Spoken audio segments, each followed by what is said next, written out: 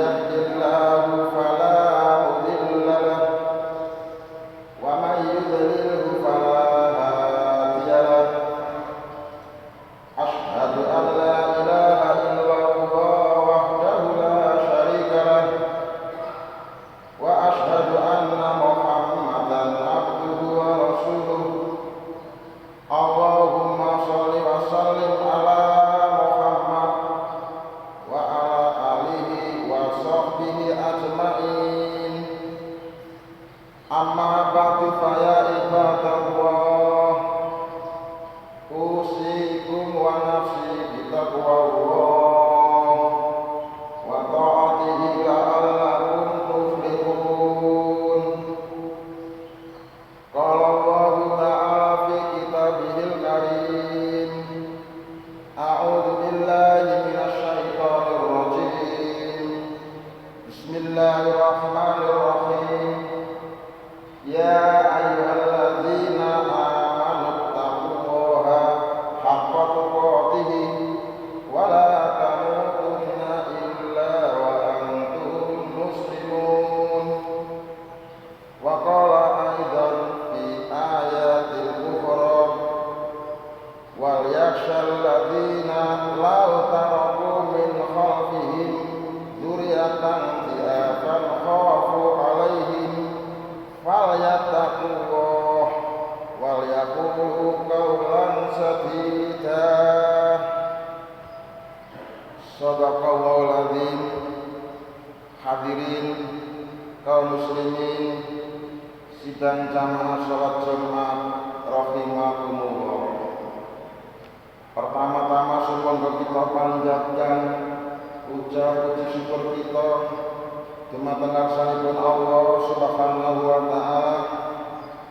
Dene punapa wonten ing siang menika kula lan panjenengan sedaya tasih pinaringan pinten-pinten rahmat, nikmat hidayah serta taufik saking Allah Subhanahu wa taala sehingga kanten sedaya nikmat kula saged kita manfaatkan, saged kita gunakan untuk hadir memenuhi undanganipun Allah Subhanahu wa taala wonten ing masjid ingkang megah menika boten sanes inggih menika melaksanakan kewajiban kita sebagai kaum muslimin inggih menika melaksanakan kegiatan salat Jumat kanthi berjamaah.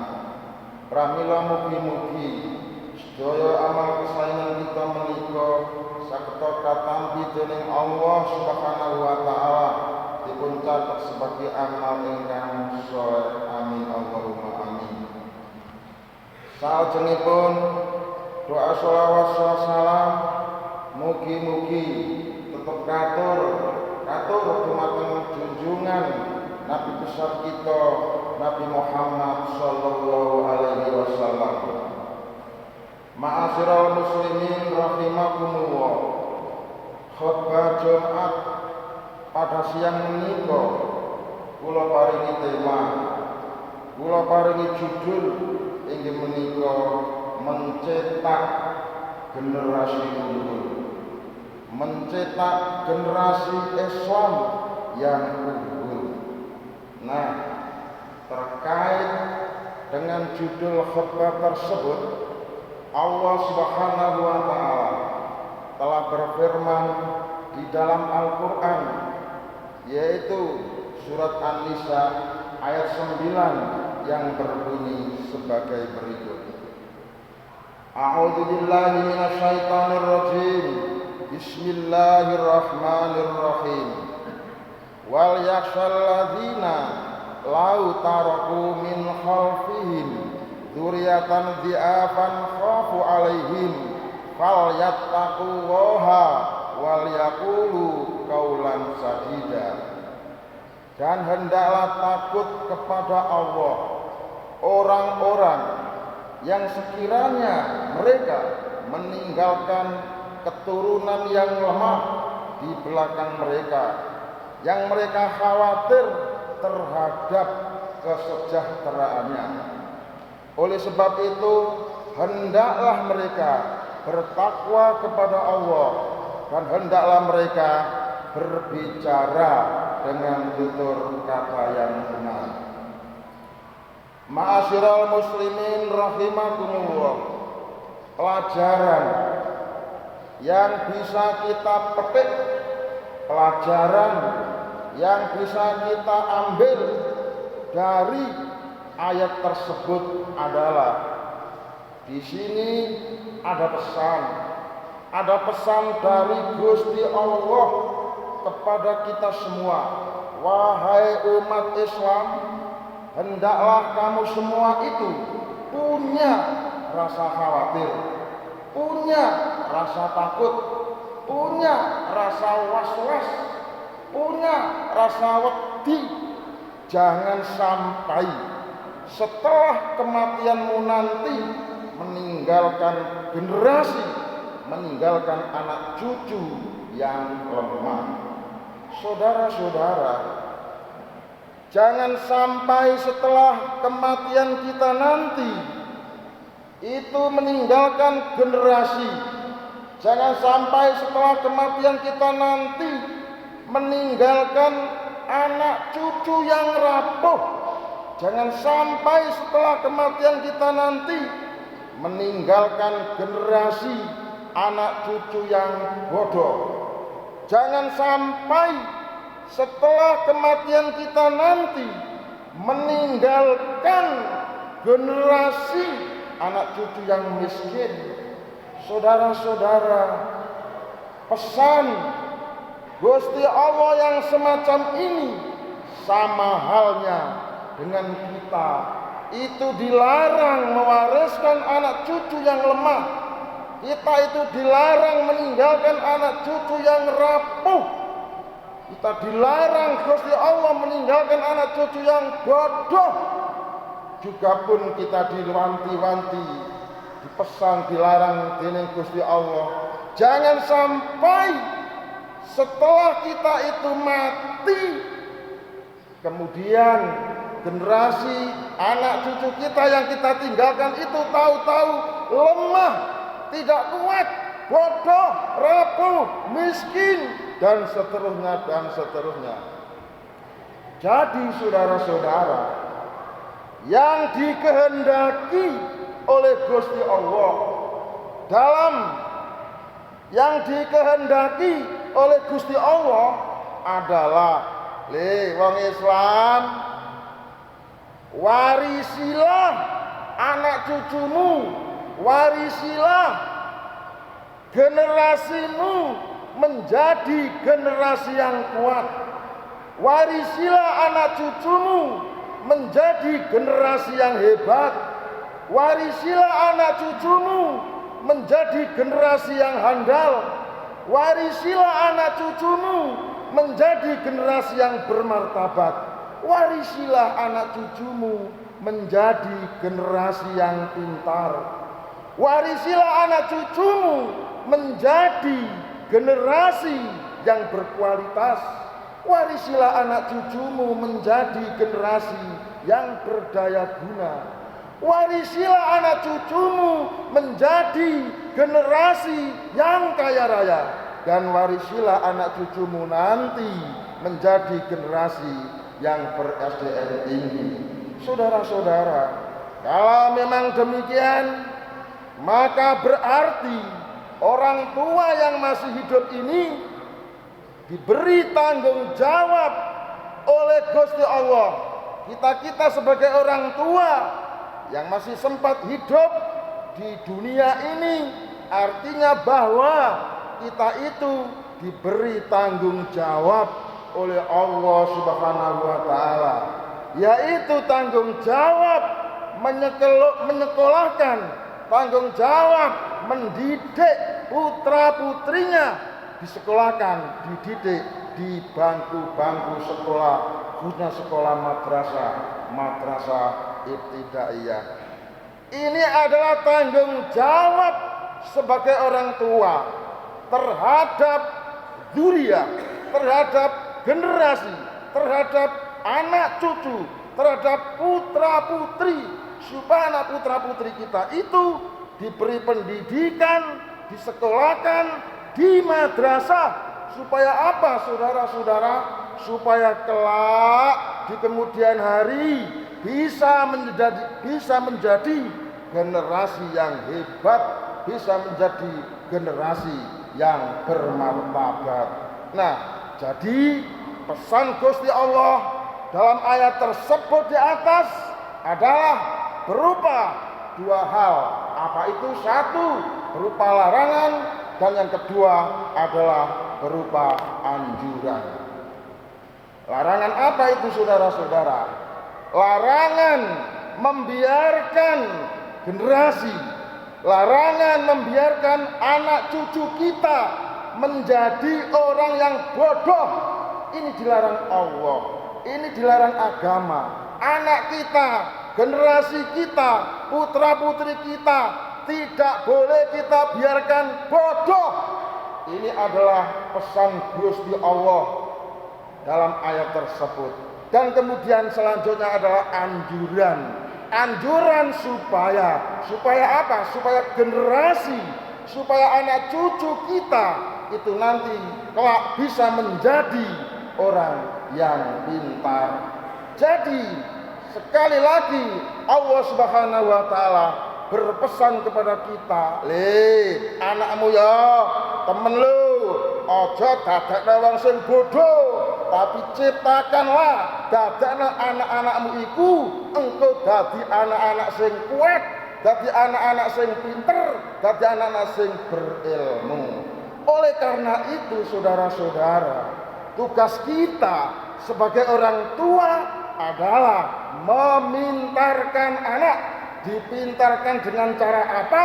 Dipintarkan lewat jalur pendidikan sekolah, dipintarkan lewat jalur pendidikan madrasah. Saudara-saudara, firman Allah Subhanahu wa taala tersebut di atas adalah menyuruh kita supaya kita itu mau berpikir. Dewek-dewek iki lho dikon mikir dari Gusti Allah melalui firman tersebut di atas. Dewek iki dikon mikir. Wis mikir ta dewek? Nek kapan durung mikir, ayo mikir, mulai mikir, saiki mikir. Apa yang sing dipikir? Seandainya kita nanti itu wis mati, kira-kira apa yang bisa kita tinggalkan kepada cucu kita? Apabila kita nanti itu sudah mati, kira-kira apa ya? Apa yang kira-kira yang bisa kita tinggalkan kepada generasi kita? Apa sekedar cukup kita tinggali warisan harta benda yang banyak, ataukah perlu kita tinggali warisan pengetahuan agama yang kuat? Ini satu pertanyaan yang dahsyat untuk kita renung, untuk kita mikir. Iso mikir, daerah iki wong durung mati, masih ada kesempatan. Wong iki pesan dari Gusti Allah, nek kapan daerah iki engko mati, kira-kira apa to ya sing iso dhewek tinggalno renggone generasi dhewek, renggone cucu-cucu dhewek, renggone anak-anak dhewek? Apa to cukup ditinggali warisan harta benda saja, ataukah perlu anak-anak kita itu ditinggali warisan pengetahuan agama yang kuat? Nah, ini adalah fokus berpikir kita sebelum kematian. Saudara-saudara, menurut hadis Rasulullah Shallallahu Alaihi Wasallam, bahwa orang tua yang beruntung adalah orang tua yang bisa meninggali warisan anak cucunya, orang tua yang bisa meninggali warisan generasinya, orang tua yang bisa meninggali warisan anak-anaknya, tidak ditinggali dengan apa-apa kecuali ditinggali dengan ilmu pengetahuan agama yang kuat. Ya ateges nek kapan engkau sampeyan iku jebule kok wis oleh panggilan menghadap kepada Allah sing ateges mati, dadak kematian sampeyan iku lho.